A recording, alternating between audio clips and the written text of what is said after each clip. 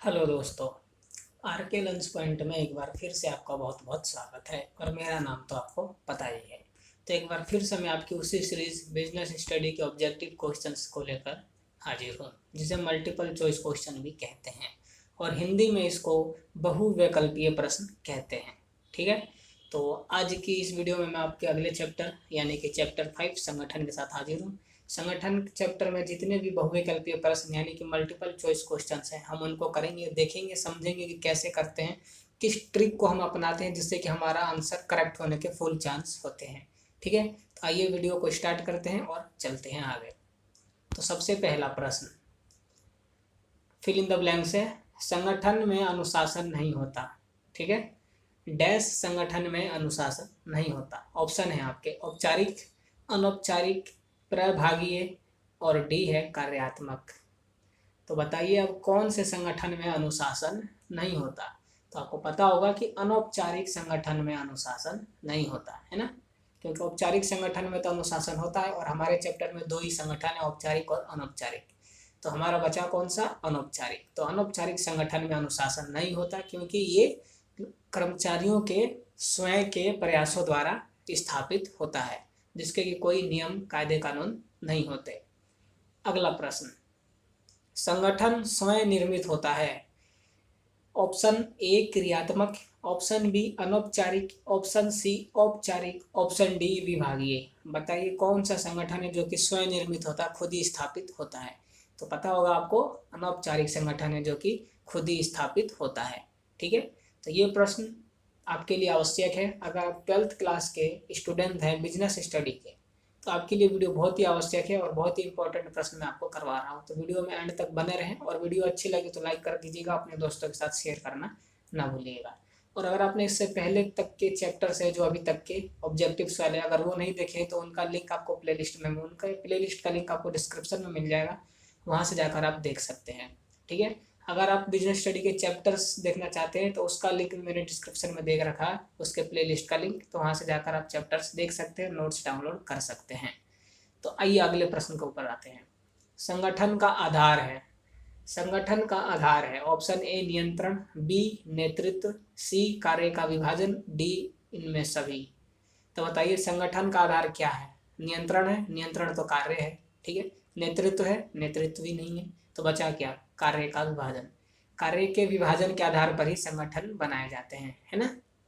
हम संगठन का प्रयोग कब करते हैं, जब हमें कार्यों का विभाजन करना होता है। तो अगला प्रश्न, कार्यात्मक संगठन का प्रयोग किस स्तर पर किया जाता है। जो कार्यात्मक संगठन है उसका प्रयोग हम किस स्तर पर करते हैं। ऑप्शन ए उच्च स्तर, ऑप्शन बी मध्य स्तर, ऑप्शन सी निम्न स्तर, ऑप्शन डी सभी। तो कौन से स्तर पर करते हैं, ऑप्शन ए उच्च स्तर पर। कार्यात्मक संगठन का प्रयोग हम उच्च स्तर पर करते हैं। अगला प्रश्न, कार्यात्मक संगठन किस तरह का संगठन ढांचा है। जो कार्यात्मक संगठन है वो किस तरह का ढांचा है। ऑप्शन ए औपचारिक संगठन ढांचा, ऑप्शन बी अनौपचारिक संगठन ढांचा, ऑप्शन सी दोनों, या ऑप्शन डी कोई नहीं। तो कार्यात्मक संगठन ढांचा है जो औपचारिक संगठन ढांचा है। कौन सा, औपचारिक संगठन ढांचा, है ना। अगला प्रश्न, उत्तरदायित्व होता है। उत्तरदायित्व होता है ऑप्शन ए अधीनस्थों का, ऑप्शन बी अधिकारी का, ऑप्शन सी दोनों का, या ऑप्शन डी कोई किसी का नहीं। तो उत्तरदायित्व किसका होता है, अधिकारी का, है ना। उत्तरदायित्व अधिकारी का होता है और अधिकारी वह व्यक्ति होता है जिसके पास अधिकार होते हैं। ठीक है। किसी भी कार्य को करने के लिए अगर आपके पास उसके लिए अधिकार है तो आप अधिकारी हैं। अगर आपके पास उसके अधिकार नहीं है तो आप फिर अधिकारी नहीं होंगे, आप अधीनस्थ रहेंगे। ठीक है। अगर आप अधीनस्थ हैं और आपके पास अधिकार आ जाते हैं तो फिर आप अधीनस्थ नहीं, फिर आप अधिकारी बन जाएंगे। ठीक है। क्योंकि आपके पास अधिकार है और उस कार्य के प्रति उत्तरदायित्व भी आपका ही है। ठीक है। तो चलिए अगले प्रश्न पर चलते हैं। अगर आपको कोई प्रश्न समझ नहीं आ रहा या आपको लगता है कि उसका आंसर ये नहीं दूसरा होगा तो आप कमेंट करके मेरे को बता सकें, ताकि मैं आपको दोबारा से कंफर्म कर सकूं, है ना। तो अगला प्रश्न, प्रभावशाली अधिकार अंतरण के लिए उत्तरदायित्व के साथ डैश होना अति आवश्यक है। जो प्रभावशाली अधिकार अंतरण के लिए हमें उत्तरदायित्व के साथ और क्या जरूरी है। ऑप्शन ए अधिकार, ऑप्शन बी मानव शक्ति, ऑप्शन सी प्रोत्साहन, या ऑप्शन डी पदोन्नति। अधिकार अंतरण को प्रभावशाली बनाने के लिए हमें उत्तरदायित्व के साथ हमेशा अधिकार देना होता है ना। जब चैप्टर पढ़ा रहा था मैं तो आपको बहुत अच्छे से बताया था कि हम किसी व्यक्ति को अगर उत्तरदायित्व ठहराते हैं तो उसके उत्तरदायित्व के साथ साथ हमें अधिकार भी देना होता है ताकि वो निर्णय ले सके अपने कार्य के अनुसार, है ना।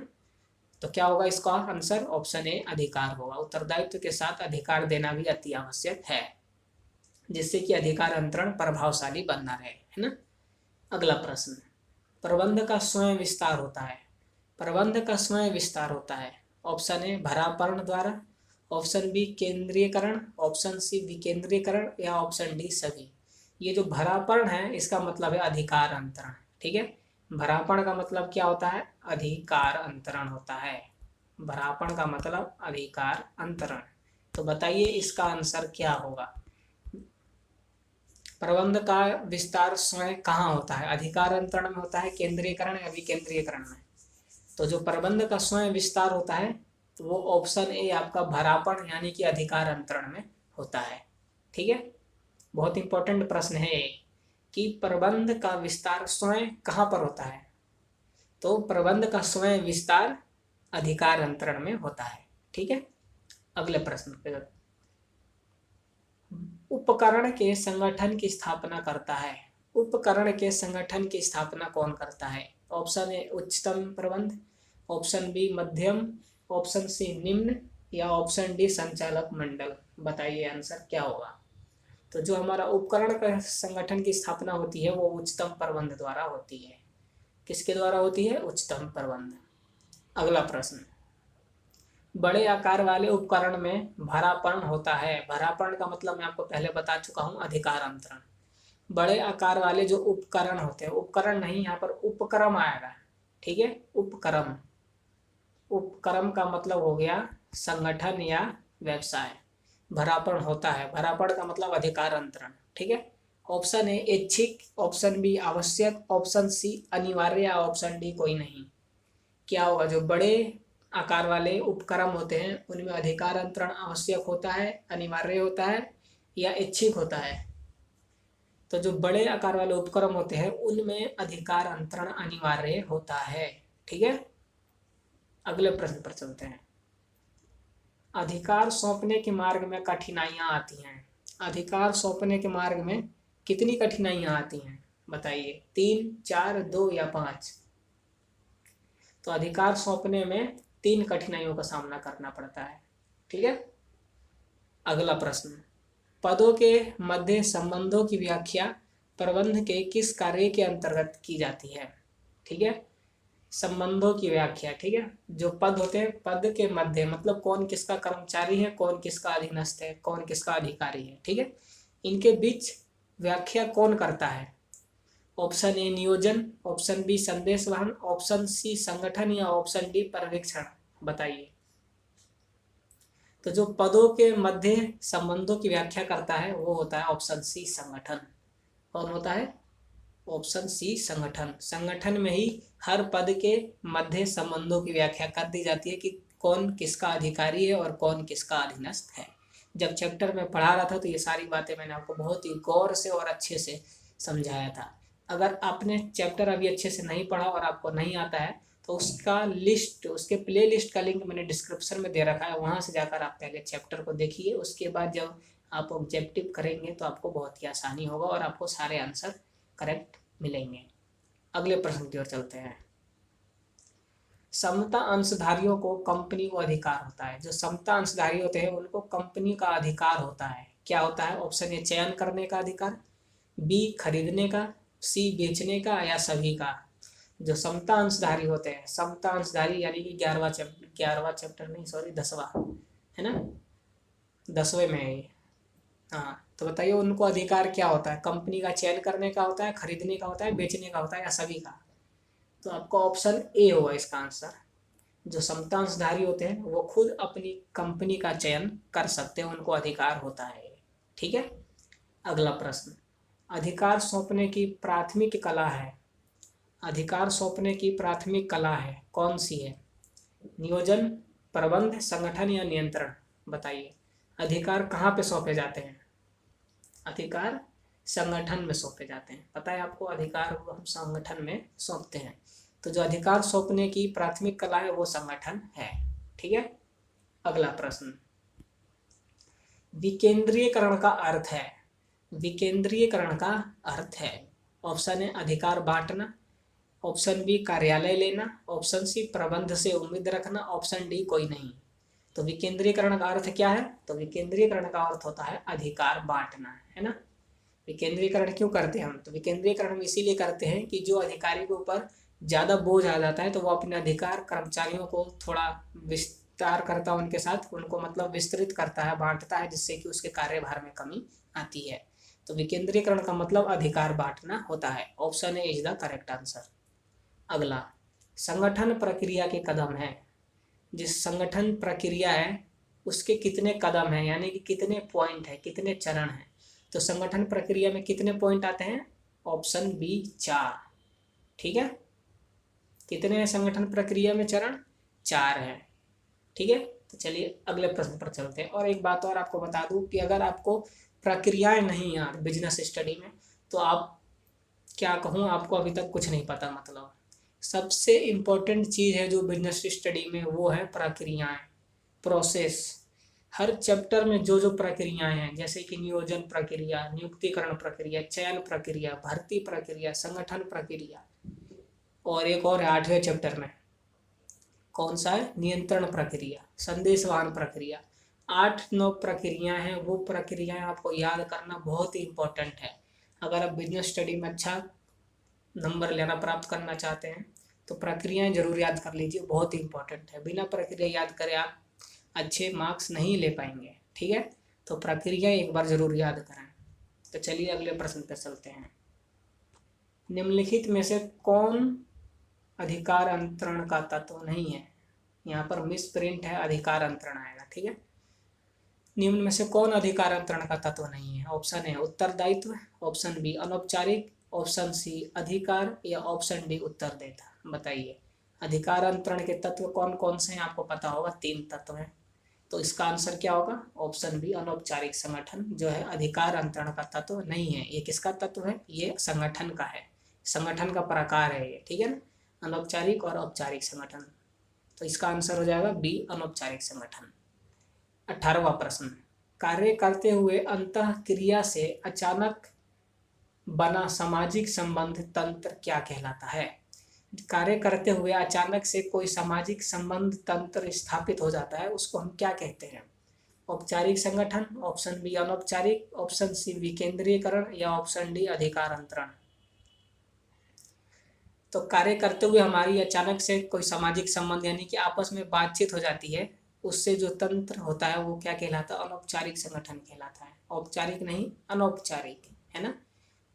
अनौपचारिक संगठन किसके द्वारा स्थापित होता है? सामाजिक संबंधों के द्वारा स्थापित होता है। ठीक है। तो जहाँ पर भी सामाजिक संबंध द्वारा स्थापित हुए संगठन की बात की जाती है तो वो कौन सा होता है? वो अनौपचारिक संगठन होता है। ध्यान रखिएगा। अगला प्रश्न, एक लंबा ढांचा होता है। ऑप्शन ए प्रबंध की सिकुड़ी हुई श्रृंखला, ऑप्शन बी प्रबंध की फैली हुई श्रृंखला, ऑप्शन सी प्रबंध की कोई श्रृंखला नहीं, ऑप्शन डी प्रबंध के कम स्तर। बताइए कौन सा लंबा ढांचा होता है? ऑप्शन ए प्रबंध की सिकुड़ी हुई श्रृंखला। जो प्रबंध की श्रृंखला सिकुड़ जाती है वो एक लंबा ढांचा होता है, उसको सही करना, ठीक है, फिर उसके क्रम निर्धारित करना, इसलिए क्या हो जाता है कि एक लंबा ढांचा बन जाता है। तो इसका ऑप्शन है प्रबंध की सिकुड़ी हुई श्रृंखला इज द करेक्ट आंसर। अगला प्रश्न, अधिकार सत्ता प्रकार की होती है। जो अधिकार सत्ता मतलब कि अधिकार अंतरण बोल सकते हैं, कितनी प्रकार की होती है? बताइए। 3। अधिकार सत्ता कितनी प्रकार की होती है? वही उत्तरदायित्व, अधिकार और उत्तरदेता, 3 चीज़ें होती है ना इसमें, तो वही 3 चीज़ें यहाँ पर आएंगे। अधिकार, ठीक है, उत्तरदेता यानी कि जवाबदेही, और काम सौंपना। ठीक है, ये 3 चीज़ें होती हैं, वही यहाँ पर इसका आंसर है, यानी कि ऑप्शन डी 3। अगला प्रश्न, कार्यात्मक संगठन का प्रयोग किस स्तर पर किया जाता है? ये प्रश्न हम पीछे देख चुके हैं, इसका आंसर आपको पता होगा, उच्च स्तर पर। ठीक है। 22वां, कार्यात्मक संगठन किस तरह का संगठन ढांचा है? ये प्रश्न भी यहाँ रिपीटेड है। कैसा है? औपचारिक। इसका आंसर आपको पता होगा। संगठन के उद्देश्यों को प्राप्त करने के लिए वह नियोजक जाना जाता है। संगठन के उद्देश्यों को प्राप्त करने के लिए वह नियोजक जाना जाता है। बताइए। ऑप्शन ए नीति, कार्यक्रम, उद्देश्य या योजना। संगठन के उद्देश्यों को प्राप्त करने के लिए हम किसको नियोजक कहते हैं? किसको? योजना। ऑप्शन डी, क्योंकि उद्देश्यों को प्राप्त करने के लिए हम योजना ही तो बनाते हैं, है ना। तो योजना के अनुसार हम कार्य करते हैं, जिससे हमारा उद्देश्य क्या होता है? प्राप्त होता है। तो हम योजना को ही नियोजक के रूप में जानते हैं। तो इसका आंसर होगा ऑप्शन डी, योजना। संगठन की अवधारणा बताइए। संगठन की अवधारणा कितनी है? 2, 4, 6, 7। संगठन की अवधारणा है 2। कितनी है? 2। औपचारिक और अनौपचारिक संगठन। ठीक है। अगला प्रश्न, किस संगठन की उत्पत्ति अधिकारों के प्रत्यायोजन द्वारा होती है? प्रत्यायोजन का मतलब अधिकारों का प्रत्यायोजन का मतलब अधिकार अंतरण। ठीक है। ऑप्शन ए अनौपचारिक संगठन, ऑप्शन बी अनौपचारिक, ऑप्शन ए औपचारिक, ऑप्शन बी अनौपचारिक, ऑप्शन सी क्रियात्मक, ऑप्शन डी कोई नहीं। तो वह कौन सा संगठन है जिसकी स्थापना अधिकारों को बांटने से होती है? अधिकारों का प्रत्यायोजन का मतलब होता है अधिकारों का वितरण। ठीक है। तो वो है ऑप्शन ए, यानी कि औपचारिक संगठन। औपचारिक संगठन में ही क्या होती है? हम अधिकारों को बांटते हैं। ठीक है। अगला प्रश्न, उपक्रम के संगठन की स्थापना करता है। उपक्रम के संगठन की स्थापना कौन करता है? उच्चतम प्रबंध, मध्य प्रबंध, निम्न प्रबंध या संचालक मंडल? बताइए। कौन करता है? उच्चतम प्रबंध करता है। ठीक है। अगला प्रश्न, कर्मचारियों की सुरक्षा पर निर्भर करता है। कर्मचारियों की सुरक्षा पर क्या निर्भर करता है? ऑप्शन ए औपचारिक संगठन, ऑप्शन बी क्रियात्मक संगठन, ऑप्शन सी विभागीय संगठन या ऑप्शन डी अनौपचारिक संगठन। जो कर्मचारियों की सुरक्षा पर निर्भर करता है वो ऑप्शन डी अनौपचारिक संगठन करता है। ठीक है। क्योंकि ये जो बाकी के 3 हैं ए बी सी, ये संगठन के ऊपर निर्धारित करते हैं। ठीक है। संगठन के कार्य के ऊपर निर्धारित करते हैं। तो जो कर्मचारियों की सुरक्षा से संबंधित जो निर्भर करता है वो अनौपचारिक संगठन। ठीक है। अगला प्रश्न, बड़े आकार वाले उपक्रमों में भरापण होता है। भरापण का मतलब बताया था मैंने, अधिकार अंतरण। ये प्रश्न रिपीटेड है तो पता होगा आपको। इसका ऑप्शन होगा सी, अनिवार्य, जरूरी होता है। अगले प्रश्न की ओर चलते हैं। अधिकार सौंपने के मार्ग में कितनी कठिनाइयां आती हैं? रिपीटेड प्रश्न है, इसे छोड़ते हैं क्योंकि इसका आंसर आपको पता है। अगला प्रश्न, उत्तरदायित्व को पूरा करने हेतु सौंपने को ही अधिकार अंतरण कहते हैं। उत्तरदायित्व, ठीक है, उत्तरदायित्व को पूरा करने के लिए सौंपने को ही अधिकार अंतरण कहते हैं। क्या सौंपने को ही? Dash, fill in the blanks है यहाँ पर। ऑप्शन ए कर्मचारी, ऑप्शन बी श्रमिक, ऑप्शन सी अधिकार या ऑप्शन डी कार्य। तो हम क्या सौंपते हैं उत्तरदायित्व को पूरा करने के लिए? तो अधिकार सौंपते हैं। ठीक है। उत्तरदायित्व को पूरा करने के लिए सौंपने अधिकार सौंपने को ही हम क्या कहते हैं? अधिकार अंतरण कहते हैं। ठीक है। तो इसका करेक्ट आंसर क्या होगा? अधिकार। अगले प्रश्न की ओर चलते हैं। अधिकार अंतरण का आधार क्या है? अधिकार अंतरण का आधार क्या है? केंद्रीकरण, विकेंद्रीकरण, दोनों या श्रम विभाजक? ये प्रश्न लिख लीजिए कॉपी में, मोस्ट इंपॉर्टेंट है ये, मोस्ट इंपॉर्टेंट। अधिकार अंतरण का आधार क्या है? तो अधिकार अंतरण का आधार है आपका श्रम विभाजक। ठीक है। क्योंकि अधिकार अंतरण में क्या किया जाता है? अधिकार अंतरण में क्या किया जाता है? अधिकारी की कार्यभार को कम किया जाता है, जिसके लिए श्रम विभाजक, मतलब कि वहां पर काम को बांटते हैं, अधिकार को बांटते हैं। ठीक है। तो इसका आंसर होगा आपका श्रम विभाजक। ठीक है। केंद्रीकरण और विकेंद्रीकरण नहीं होंगे। ठीक है। श्रम विभाजक। अगला प्रश्न, यदि हम व्यक्तियों के बिना आवश्यक अधिकार दिए दायित्व सौंपते हैं तो वह है। यदि हम व्यक्तियों के बिना आवश्यक अधिकार दिए दायित्व सौंपते हैं, मतलब कि व्यक्तियों को हम अधिकार नहीं देते, केवल दायित्व सौंप देते हैं, कार्य सौंप देते हैं, तो वह क्या है? ए नर्क तुल्य, मतलब कि कठिन कार्य, ऑप्शन बी अच्छा काम है, सी कर्मचारी मन लगाकर काम करेगा इसमें, या ऑप्शन डी सभी। तो ये जो है, हम बिना अधिकार दिए अगर कर्मचारी को दायित्व सौंप देते हैं, कार्य सौंप देते हैं, तो वो इसके लिए ऑप्शन है नर्क तुल्य हो जाता है। जैसे कि नर्क बोलते हैं ना, नर्क में रहना बड़ा मुश्किल होता है, तो उसी प्रकार से कार्य करना बड़ा मुश्किल फिर हो जाता है कर्मचारी के लिए। ठीक है, तो इसका आंसर ए होगा नर्क तुल्य। तो इस वीडियो में यहाँ तक प्रश्न 32 प्रश्न थे जो कि मैंने आपको करवाए, और ये प्रश्न आपके लिए इम्पोर्टेंट होंगे मैं आशा करता हूँ। और इन प्रश्न से आपको इस चैप्टर से जुड़ी छोटी मोटी बातें आपको जो अभी तक ध्यान में नहीं थी वो भी ध्यान में अब आ गई होंगी। ठीक है, इस वीडियो से आपको हेल्प हुई होगी कि आप इस चैप्टर को और अच्छे से समझ पाए होंगे। अगर नहीं समझ पाए हैं तो इसके चैप्टर्स की वीडियो देखिए जाकर, जिसका लिंक अभी आपको मैंने डिस्क्रिप्शन में दे रखा है। ठीक है, तो आज की वीडियो में बस इतने ही प्रश्न। अगली वीडियो में मैं आपके अगले चैप्टर बताऊँगा। तो अगर आप हमारे वीडियो को देखते रहना चाहते हैं लगातार और हमारे चैनल से जुड़े रहना चाहते हैं, तो हमारे चैनल को सब्सक्राइब कर लीजिएगा, बेल आइकन प्रेस कर लीजिएगा, जिससे कि नोटिफिकेशन आपसे मिस ना हो। कमेंट जरूर करके बताइएगा कि वीडियो में कुछ समझ में आ रहा है या कोई प्रॉब्लम है या कोई प्रश्न आपको समझ में नहीं आया, या अगर आप कोई वीडियो बनवाना चाहते हैं तो कमेंट जरूर कीजिएगा। वीडियो अच्छी लगी हो तो लाइक करना नहीं भूलिएगा, और अपने दोस्तों के साथ शेयर करना तो बिल्कुल ना भूलिए जो बिजनेस स्टडी को हिंदी में पढ़ना चाहते हैं। तो आज की वीडियो में बस इतना ही। बहुत जल्द मैं आपके अगले चैप्टर के साथ अगली वीडियो में मिलूंगा। तब तक के लिए गुड बाय, जय हिंद, जय भारत।